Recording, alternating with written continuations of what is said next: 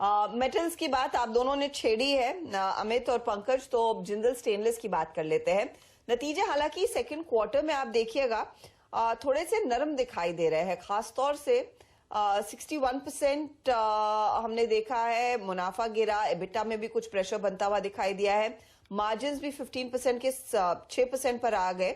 अब स्थिति कैसी दिख रही है? अनुराग मंत्री, कंपनी के ग्रुप सीएफओ हमारे साथ है। मिस्टर मंत्री, Q2 primarily is the past, लेकिन अगर आप हमें बताएं कि इस क्वार्टर में प्रेशर पॉइंट्स क्या रहे हैं आपके लिए, एंड गोइंग फॉरवर्ड क्या वापस इंप्रूवमेंट देखने को मिलेगी नंबर्स में? हाँ हर्षिता, जैसा आपने कहा कि इस क्वार्टर में एक्चुअली एक्सटर्नल डेवलपमेंट बहुत क्रिटिकल रहे। एक तो एक्सपोर्ट ड्यूटी गवर्नमेंट ने जो सडन लगाई, उसके कारण जो हमारा high and export portfolio mix था वो इम्पैक्ट हुआ। तो जो एक्सपोर्ट हम टिपिकली 25 से 30% एक्सपोर्ट होता था, 20 से 30%, वो इस क्वार्टर आपने देखा होगा जस्ट 5% रह गया। लेकिन हमने बहुत effectively with our business model what we have done, हमने उसको शिफ्ट किया द हाई है to capture the high end develop the market of the niche grade in the domestic side. तो जैसे ऑटो, रेलवे, उसके चलते हमारा ऑलमोस्ट डोमेस्टिक में हाईएस्ट एवर सेल रही, जो 95% रही ऑफ द मिक्स। तो वॉल्यूम इसके चलते हमने ओवरऑल 23% वॉल्यूम ग्रो किए, even despite all these challenges on quarter basis, which is one of the best in the metal segment if you see. तो वो हमारे हमने जो फ्लेक्सिबल बिजनेस मॉडल और एजिलिटी और हाई एंड प्रोडक्ट का mix रखा है, उसी के चलते था कि हम इमीडिएटली अपने वॉल्यूम मेंटेन कर पाए डिस्पाइट जो एक्सपोर्ट ड्यूटी लगी। दूसरा एक बहुत बड़ा वो है कि यहाँ पे इवन एक्सपोर्ट ड्यूटी लगाने के साथ the domestic industry was completely unguarded with the Chinese and Indonesian imports also, क्योंकि गवर्नमेंट ने साथ साथ जो सीवीडी और एंटी डंपिंग ड्यूटी था उन चाइना एंड इंडोनेशिया वो भी हटा लिया। तो उसके चलते इंपोर्ट्स और सब क्वालिटी इंपोर्ट्स भी बहुत आने लगे। तो धीरे धीरे जो हम अपने कस्टमर के साथ काम किया ताकि क्वालिटी मटेरियल हम मेंटेन कर सके, उस पे हमने काफी ध्यान दिया। उसके चलते हम आगे भी ऐसे ही करते रहेंगे। तो उसके auto, railway, lift and elevator, ये सेगमेंट में हमको अच्छी ग्रोथ मिली है ना डोमेस्टिक मार्केट। लेकिन ये जो ड्यूटी हटी है, ये एक वन टाइम नहीं रहेगा, इसका इम्पैक्ट आगे भी देखने को मिलेगा।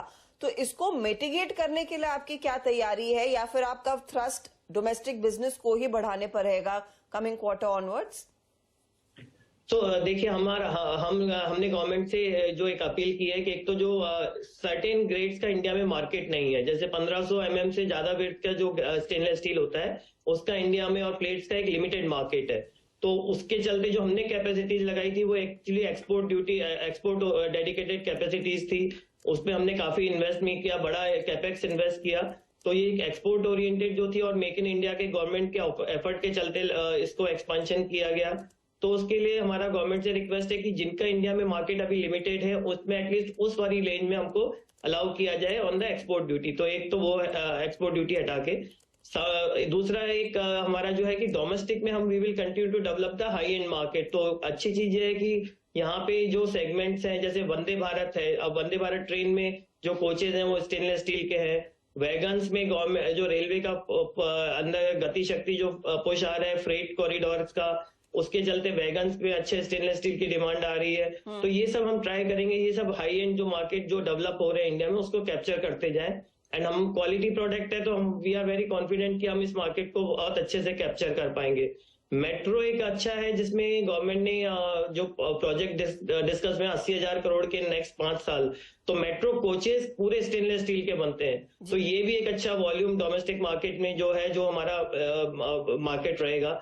तो इंडिया में स्टेनलेस स्टील के जो नए प्रोडक्ट और नए यूजेस डेवलप हो रहे हैं वो actually will continue to balance our think कि हम इसको एक्सपोर्ट और डोमेस्टिक, हमारा भी प्रायोरिटी है कि हम डोमेस्टिक में दें, लेकिन जितना डोमेस्टिक मार्केट है अच्छा उसमें वी कैन ऑलवेज कैटर। लेकिन जहां पे जो चाइना और सब स्टैंडर्ड क्वालिटी का इंपोर्ट आता है वहां पे quality we don't want to compromise.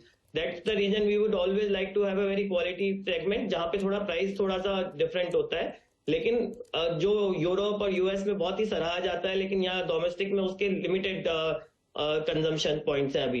तो उसके चलते हमारा गवर्नमेंट से रिक्वेस्ट है कि एक्सपोर्ट ड्यूटी को एक रेशनलाइज ढंग से देखा जाए और जो इंडियन मैन्युफैक्चरर हैं उनका मेक इन इंडिया एफर्ट को सपोर्ट किया जाए। चाइना के जो इंपोर्ट्स हैं उनको भी थोड़ा कंट्रोल किया जाए, बिकॉज नहीं तो ये सब स्टैंडर्ड क्वालिटी मटेरियल आके कंट्री की में जो इंफ्रास्ट्रक्चर में जाएगा, it's not good for country itself. जी तो आप देखेंगे जैसे चाइना पे यूरोप और यूएस सब ने इंपोर्ट ड्यूटीज और रेस्ट्रिक्शंस लगा रखे हैं, एंटी डंपिंग एंड, तो वहां पे मटेरियल जाता नहीं है उनका ज्यादा। वो सब मटेरियल वापस डाइवर्ट होके इंडिया में आए जा रहा है, जो सारा सब स्टैंडर्ड क्वालिटी मटेरियल है लार्जली। अच्छा, मेरे को बताइए कैपेक्स को लेकर आपकी क्या तैयारी रहेगी इस डोमेस्टिक मार्केट को टैप करने के लिए, और फिर उस लिहाज से फिर आपकी डेट इक्विटी रेशियो कहां बैठती है?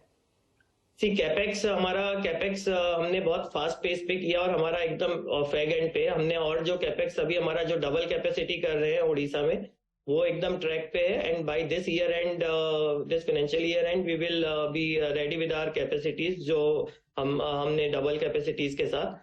और जो डेट इक्विटी है वो हमने, आपने देखा होगा, वन ऑफ द बेस्ट, बहुत कंट्रोल रखते हैं हमने। कैपिटल एलोकेशन पॉलिसी अपनी बहुत प्रूडेंट रखी है। इवन कैपेक्स शुरू करने से पहले हमने अपना डेट सिग्निफिकेंटली रिड्यूस किया। तो आज हमारा डेट इक्विटी और डेट इबिटा देखेंगे तो debt equity is 0.3x and debt EBITDA is 0.75x, which is one of the best in the metal industry despite being in a capex cycle. जबकि हम capex कर रहे हैं, तो हमारा ये इस पे फोकस रहेगा कि हम डेट इक्विटी और डेट इबिटा को बहुत अच्छे से कंट्रोल करते रहें। और इसके चलते हम हमेशा ये करेंगे, कैपेक्स अपना डिविडेंड पॉलिसी और द ग्रोथ में हम ऑलवेज बैलेंस करेंगे, ताकि बैलेंस शीट भी स्ट्रांग रहे, शेयर होल्डर को ग्रोथ ट्रेजेक्टरी मिलती रहे और overall the share holders returns अच्छे रहे। बहुत बहुत शुक्रिया हमारे लिए समय निकालने के लिए, and all the very best mister मंत्री कमिंग क्वार्टर्स के लिए।